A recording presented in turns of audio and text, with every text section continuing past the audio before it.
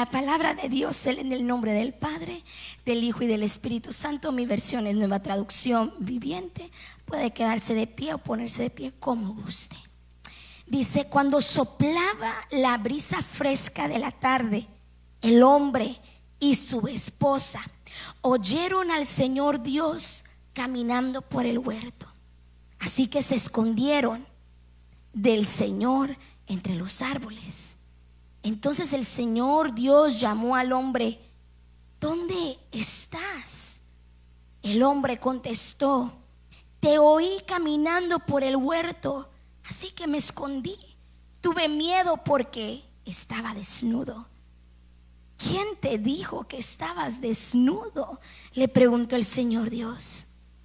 ¿Acaso has comido del fruto del árbol que te ordené que no comieras? El hombre contestó: la mujer que tú me diste fue quien me dio del fruto y yo lo comí. Pueden tomar asiento, palabra de Dios. Y ahí los voy a dejar con suspenso. Si no han leído Génesis 3, terminen de leer el capítulo. Feliz Día de los Padres a todos nuestros padres en esta hora. Dios me los bendiga a cada uno de ustedes que han tenido el privilegio de ser padres, hermanas. Yo no sé si tú entiendes, privilegio de ser padre. Mientras yo estudiaba y me preparaba, en realidad decimos que muchas veces el amor de madre es muy comparado al amor de Dios, y sí, en cierta manera es cierto. Pero si ustedes se percatan en la Biblia, quien más debería de reflejar la imagen de Dios es el Padre, porque Dios mismo, siendo Padre, puso su imagen sobre ustedes como padres y les dio el privilegio de ser padres. Así que Dios me los bendiga a cada uno y Dios los fortalezca y realmente les ayude a cumplir su misión como padres. Ya sea que tengan hijos apenas comenzando, o ya sea que tal vez sus hijos ya estén creciendo, pero que Dios ponga en ustedes sabiduría, que Dios ponga en ustedes paciencia, pero sobre todas cosas que Dios ponga en ustedes amor a lo que Dios le ha entregado a cada uno en sus manos. Mientras yo meditaba sobre el tema del Día del Padre, y inclusivamente estaba hablando con Stacy la semana pasada, que fui a cubrir púlpito y ella me acompañó, y le estaba diciendo que me tocaba preparar y estábamos dialogando, y le dije: yo misma fue quien metió las patas por haber dicho en el Día de las Mujeres que también a los padres les traía mensaje, ¿verdad? Y ustedes, hermanos, no saben cuánto se me dificultó prepararme, porque hay tantas cosas en mi mente que yo tenía para traerles. Pero mientras yo meditaba en el Día del Padre, y mientras yo meditaba en Dios Padre, y mientras yo meditaba en lo que el Señor quería comunicar a su pueblo, me llevaba a la misma base.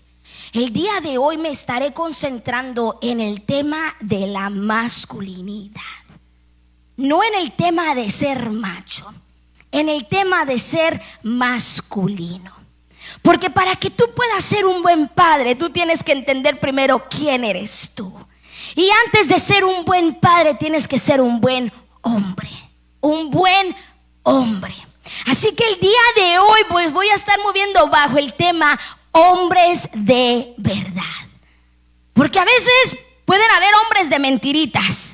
Y más en este mundo, ¿verdad? En este mundo con tantas cosas, con tantas diferentes ideologías, cualquiera puede ser hombre. Pero ¿qué nos dice la palabra de Dios sobre qué es ser hombre? Una vez más, esto no solo va a ir para los padres, también va a ir para los hombres solteros, porque Dios me enseñaba que comienza desde la soltería. Así que aquellos hombres jóvenes que están solteros todavía, que no se han casado, porque el término soltero no es de que tengas novia o no, es de que no te has casado todavía. Si tú quieres llegar a ser un buen padre, desde ya comienza tu identidad. Desde ya puedes llegar a ser un hombre de verdad. Cuenta la historia que en las Olimpiadas de París en 1924 ocurrió un hecho tan inusual que se dio a conocer tan grandemente que inclusive hay una película sobre esa historia y se llama Carros de Fuego. No estoy promocionando, pero tan fuerte impactó este evento. Y la historia se basa en el corredor escocés Eric Liddell. Él se había entrenado para correr la carrera de los 100 metros y comentaristas de todo Gran Bretaña lo daban por seguro como el ganador en esa área. Pero unos meses antes de las Olimpiadas, Eric Liddell se enteró de que las eliminatorias de los 100 metros iban a ser en domingo. Y como él era cristiano, se negó rotundamente a violar el día del Señor participando en esa competencia.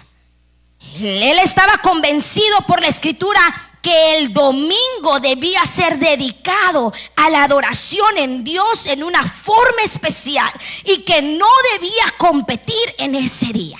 Yo no te vengo a ti a decir qué hacer o no hacer el domingo, no es el punto de la historia. El punto de la historia es que este hombre en su convicción decidió que aunque fuese a ganar, aunque fuese un famoso corredor, el día del Señor él no competiría.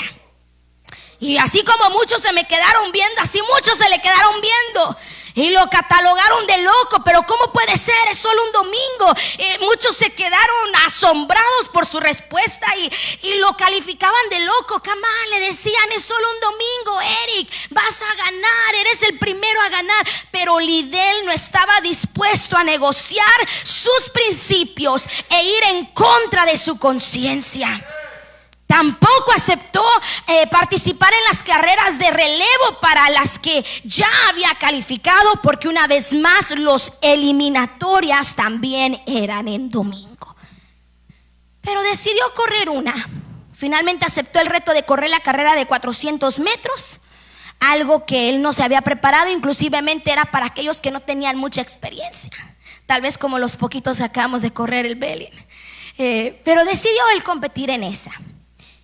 Y hermanos, volvemos a decir, Dios es fiel con quien es fiel.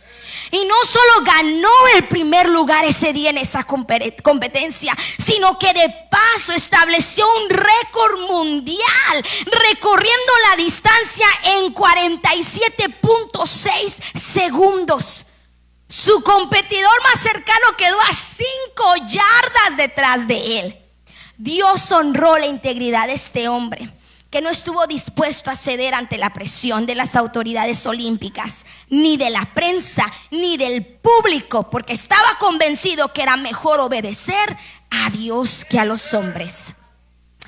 Pero algo interesante es que ese mismo día que Eric compitió, ese mismo día él predicó en una iglesia de París.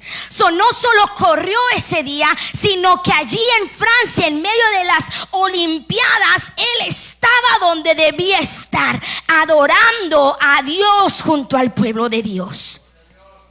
Terminó su vida como misionero en la China, donde fue apresado e internado en el campo de prisioneros de Weixin. Y falleció en 1945 de un tumor cerebral. Una vez más, Hollywood se apoderó y hizo una gran película, Carros de Fuego, sobre la historia. Tan impactante fue. Decía Sujel Michelin, si hay algo que la iglesia de Cristo necesita en estos días, son hombres con esa clase de determinación y coraje. Hombres que no estén dispuestos a violentar sus conciencias sin importar el precio que le tengan que pagar por ello. Hombres con coraje, con carácter, que al sí sea sí y al no sea al no, pero que sobre todas las cosas su mirada esté en Cristo. Hombres que no se doblen por su cansancio, por su trabajo, por su fama, por su dinero. Hombres que no se doblen por su familia o por la esposa.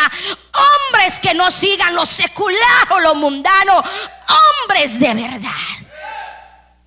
Inclusivemente John MacArthur señala que hay una gran falta. Inclusivemente mientras yo más estudiaba, se le llama la crisis de la masculinidad. Y si ustedes buscan, muchos pastores, muchos teólogos están hablando contra esta crisis de masculinidad que hay. Y no porque no haya hombres masculinos, es porque no hay hombres masculinos bíblicamente. Esto no es de que yo soy macho y se dice lo que yo haga. No, esto es de que yo soy hombre bajo el dominio de Dios, sometido a Dios, entregado a Dios, sirviendo a Dios. Dice John MacArthur, hay una gran falta en la iglesia hoy de hombres que se aferren a sus convicciones. Muchos que se llaman cristianos se ufanan de sus normas morales y alaban su recto carácter, pero abandonan sus convicciones cuando hacer concesiones resulta más beneficioso y oportuno. Decimos tener convicciones, pero en el momento que es mi provecho, en el momento que es mi beneficio, se me va la convicción. Inclusivemente hay una frase que dice: una creencia es lo que uno sostiene, una convicción es lo que te sostiene a ti. Una creencia es lo que uno sostiene y una convicción es lo que sostiene a uno. Y yo me pregunto entonces, ¿por qué hay tantos hombres caídos? ¿Por qué hay tantos hombres derribados? ¿Por qué hay tantos hombres porque no hay convicciones? Hay creencias, mas no convicciones. Porque si hubiesen convicciones, esas convicciones te sustentarían. Las convicciones no son convicciones si estamos dispuestos a sacrificarlas para evitar problemas. No, que para que la mujer no se enoje, pues vamos a hacer lo que la mujer diga, ¿verdad? Mi hermano, esa no es convicción, ¿verdad? No, que para que los niños no se enojen, pues vamos a comprarles esto. No, pues para que no me corran del trabajo, voy a sacrificar mi tiempo con Dios por el trabajo. Mi hermano, esas no son convicciones, porque una convicción no se cambia por nada en el mundo. Una convicción te sostiene en momentos difíciles. Una convicción te hace caminar. Entonces, ¿qué es un hombre? ¿Qué es un hombre? Iván, ¿qué es un hombre? Pastor, ¿qué es un hombre? Hermano Eduardo, ¿qué es un hombre? ¿Es algo solo biológico? ¿Son solo cromosomas que se juntan y componen al hombre? ¿Es algo que escoge ser como hoy en día? ¿Verdad? Hoy en día con nuestra ideología, y no me voy a meter en ese tema, pero yo creo que es algo que la iglesia tiene que empezar a despertar y abrir sus ojos y empezarse a educar, porque iglesia, estamos viviendo en un mundo depravado, en un mundo que se está yendo de lo bíblico, tanto en feminidad como en masculinidad. No es algo que escoges, es algo que Dios te entrega, y es algo que tienes que pulir, y es algo que tienes que someter en las manos de Dios.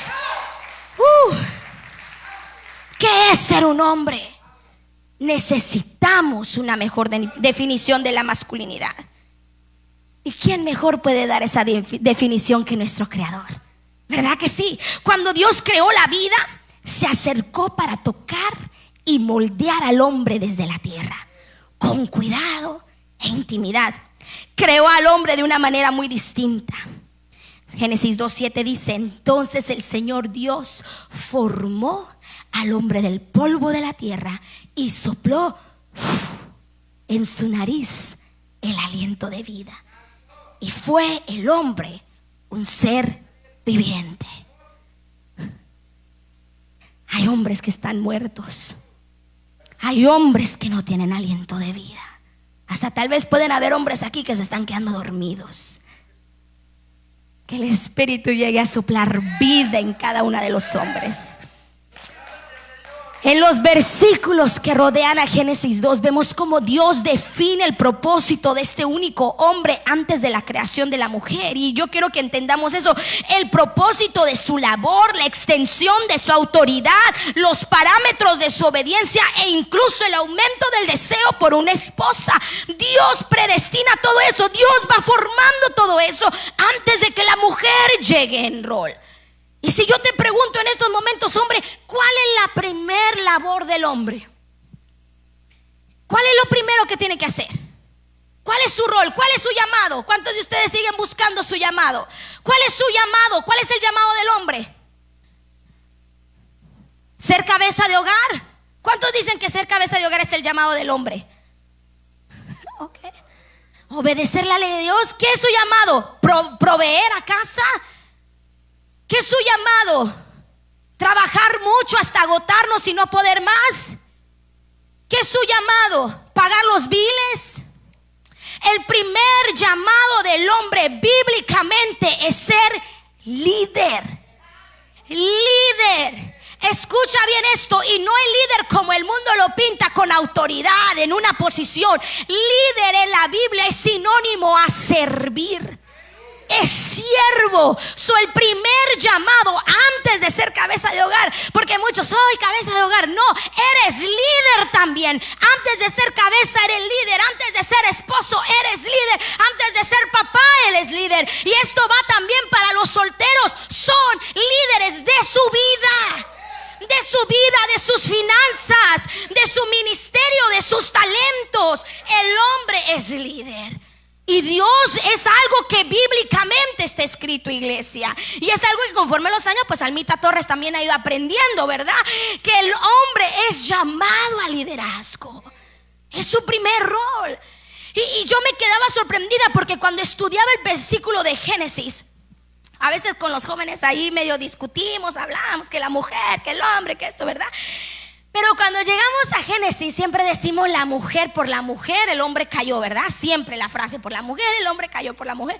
Y es cierto, por Eva de andar de boba, andar escuchando lo que no tenía que escuchar, andar donde no debía de andar, pues cayó y le dio una mordida al hombre, ¿verdad? También de la manzana. Pero cuando Dios entra en escena, no va con la mujer. Y eso fue algo que me sorprendió porque no lo había visto así. Cuando Dios entra en escena, ¿va con quién? Con Adán. Vayamos a Génesis 3:8. Dice: cuando soplaba la brisa fresca de la tarde, el hombre y su esposa oyeron al Señor caminando por el huerto. Así que se escondieron del Señor entre los árboles. Entonces el Señor Dios llamó al hombre: ¿dónde estás? Eva fue la que metió la pata, las dos, las tres, hasta las manos, ¿verdad? Pero a quien Dios fue a confrontar fue al hombre. ¿Dónde estás? ¿Dónde está tu mujer? En otras palabras, ¿qué acaba de ser tu mujer? ¿Y tú qué estabas haciendo? ¿Escondido, dormido? Allá con sueño, con corajes. ¿Dónde estás? Hoy Dios viene a tocar la puerta de varios varones a preguntarles: ¿dónde estás? Tus hijos están tal vez caminando por lugar, o tal vez tus hijos están estresados o ansiosos, o tal vez tu esposa está tratando de mantener el hogar en lugar, o tal vez tu esposa también las está regando como Eva. Y Dios hoy viene a decir: ¿dónde estás? ¿Dónde estás? Tal vez tu esposa no es que mi esposa ya mejor lidere. ¿Dónde tú estás? No es de que si mi esposa mejor liderea, no es de que a mi esposa sí le escuchan los niños, es que mi esposa sí tiene autoridad. No, ¿dónde estás tú, varón? ¿Dónde estás tú, joven? ¿Dónde estás tú, soltero? La masculinidad, hermanos, encuentra su definición solo en Dios, no en el mundo, ni en la cultura, ni en el lugar de trabajo. La masculinidad se define en última instancia y por completo por el Dios que hace a los hombres. La verdadera masculinidad es un llamado difícil e incómodo, ya sea que estés soltero o casado. El papel de liderazgo que Dios ha dado a los hombres no es una oportunidad para ser servido. Soy la cabeza del hogar, sírvanme la comida, sírvanme aquí, pónganme el plato, recójanme el plato, hasta casi quítenme los zapatos. No es así. La verdadera masculinidad, el verdadero liderazgo es servicio. Yo sirvo a mi esposa, yo sirvo a mis hijos. Si estás soltero, yo sirvo a mi iglesia, yo sirvo a mi prójimo.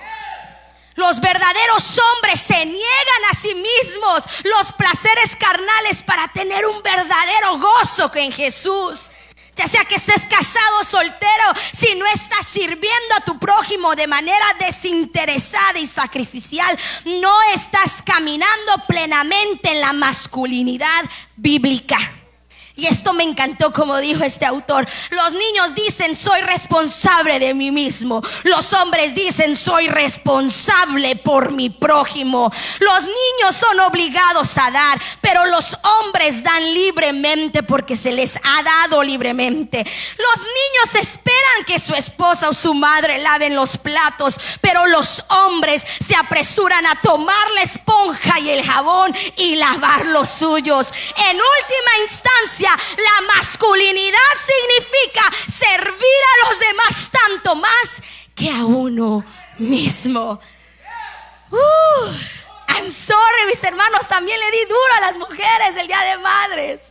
Pero es que, hermano, ya no estamos en los tiempos de jugar al dime y que te diré que vamos a jugar a la iglesita. Vamos y no vamos, estamos y no estamos. Cuando quiero entro y cuando no me salgo, no. Estamos en los momentos de afirmarnos bien, de tener mujeres piadosas, desde la soltería hasta casarse, hasta quedarse viudas, de tener hombres de verdad desde la soltería hasta casarse, hasta tal vez morir. Estamos a un llamado grande para que la iglesia ya despierte y no sigamos en el mismo ciclo. Dennis Rainey dice: nuestras iglesias están llenas de hombres iguales a lo que yo era, con un pie en la adolescencia y un pie en la edad adulta, que no han dado la espalda a la lujuria, al egoísmo, a la pasividad y a la rebelión de los años de adolescencia para convertirse en lo que Dios los llama a que sea. ¿Saben lo que yo escucho mucho? Es que los hombres maduran más lento. Es que los hombres son más lentos para madurar. ¿Y por qué será? ¿Verdad que sí escuchamos mucho? Es que los hombres maduran más lento. Aún los niñitos, cuando vemos a una niñita activa aquí y allá y viene un niñito de la misma edad: oh, es que los hombres son más lentos. Dice el hermano: tiene mamitis. Pero ¿saben lo que tienen? Tienen problema de identidad. Porque con Cristo, hermano, no es de que madure lento, madure rápido. Es que con Cristo yo voy a ser el hombre o la mujer que Dios me ha predestinado ser.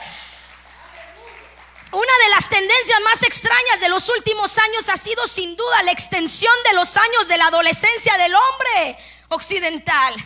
Yo me pongo a pensar y yo sé que son comparaciones de culturas, vivimos en otra era, pero justamente ayer hablábamos en la generación de mi papá, 16 años, 17, 15, muchos ya viajando para Estados Unidos para trabajar, sacar a sus familias adelante. Ahora a los 15, 16, 17 todavía ni se saben bañar, ¿verdad que sí?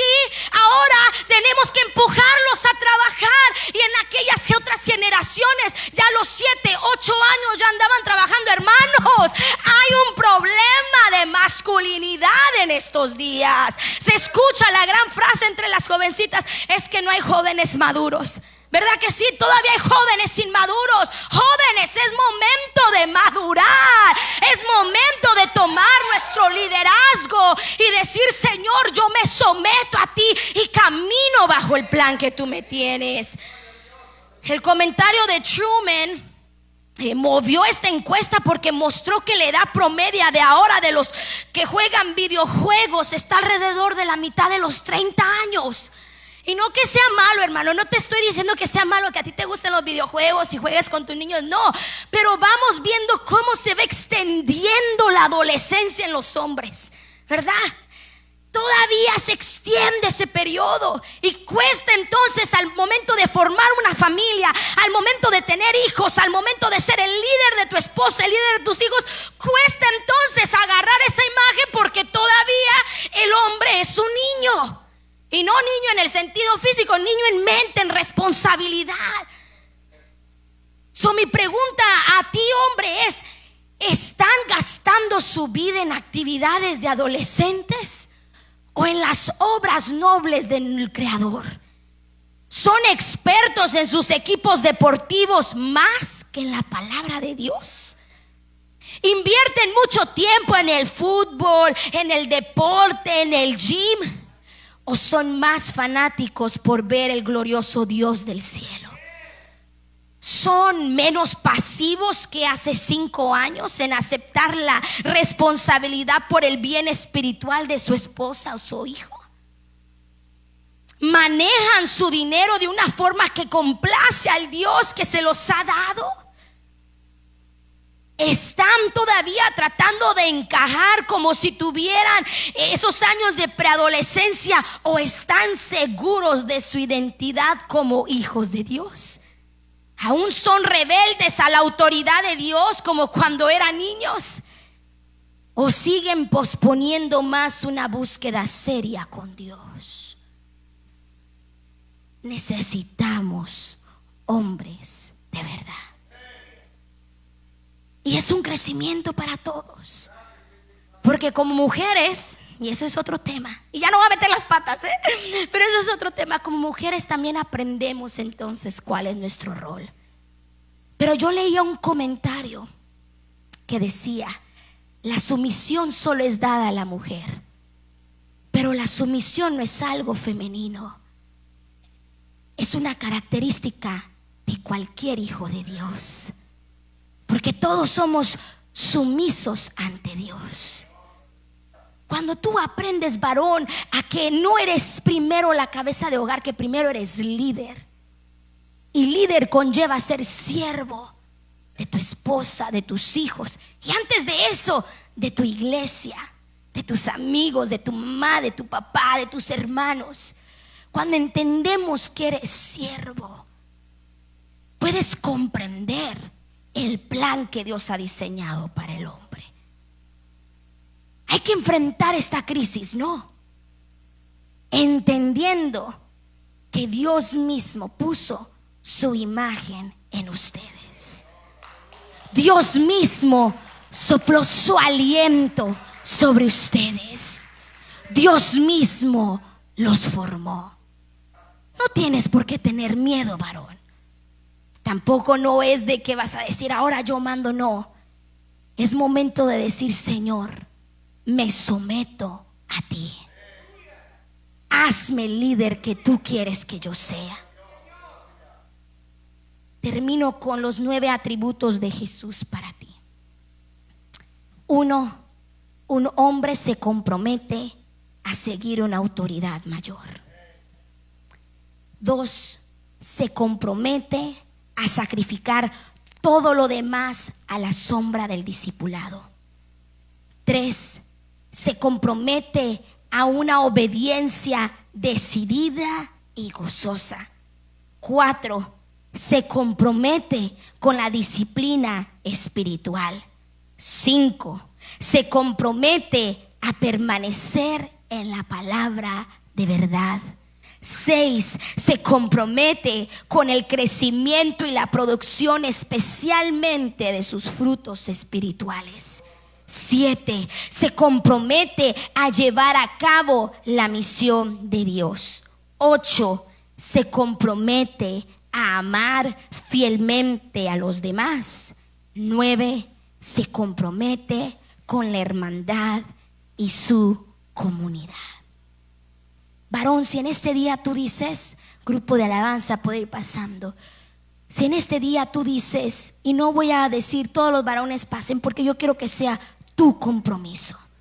Si en este día tú dices: sabes que yo he fallado como líder, yo he fallado como padre, o soltero aún tú dices: yo he fallado como hombre de Dios, pasa al altar. Si tú estás decidido a comprometerte con el llamado que Dios te ha extendido, pasa al altar. Si tú dices: Señor, yo te voy a servir fielmente a ti y quiero seguir tu imagen, pasa al altar. pero hasta ahí yo no voy a rogar más. Es tu compromiso con Dios. Por de mientras los demás pueden cerrar sus ojos, y allí donde ustedes están, vamos a orar y vamos a clamar a Dios para que la imagen de Cristo descienda una vez más sobre los varones, para que no veamos el ser varón como el proveer a la casa y ya. Que la imagen del varón pueda ser: Señor, yo te amo, yo te sirvo, cuido a mi esposa, cuido a mis hijos, me importa su crecimiento espiritual.